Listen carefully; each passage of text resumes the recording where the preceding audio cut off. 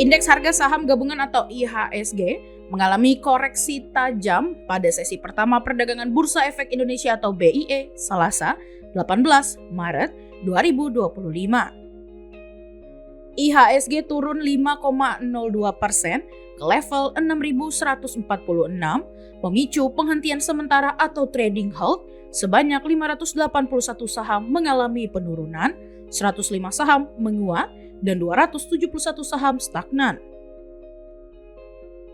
Nilai transaksi tercatat mencapai 3,39 triliun dengan volume perdagangan sebesar 13,12 miliar lembar saham dalam 748 ribu transaksi.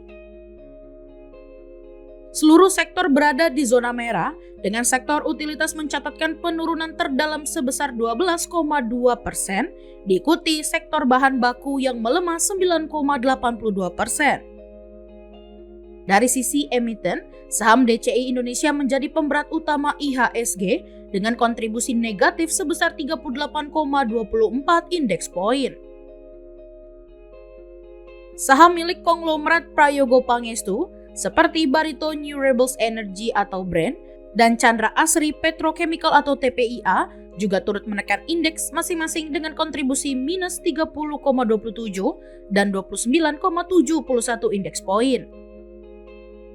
Tak hanya itu, saham perbankan besar di Indonesia juga terpantau melemah dalam perdagangan hari ini.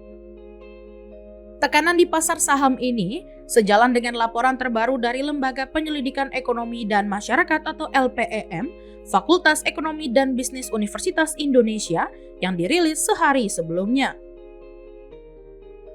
Survei yang dilakukan LPEM FEB UI menunjukkan bahwa mayoritas ahli ekonomi yakni 55% dari total 42 responden menilai kondisi ekonomi Indonesia saat ini memburuk dibandingkan 3 bulan sebelumnya. Sebagian kecil bahkan menganggap situasi ini jauh lebih buruk, sementara hanya 1 responden yang menilai kondisi ekonomi lebih baik. Dengan interval kepercayaan rata-rata sebesar 7,71 poin, survei ini mencerminkan pandangan pesimistis terhadap perekonomian nasional.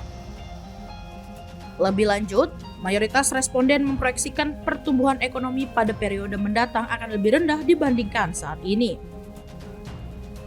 Meski demikian, tidak ada yang memperkirakan kontraksi ekonomi yang lebih dalam dan beberapa pakar masih meyakini adanya peluang pertumbuhan meskipun dalam skala yang terbatas.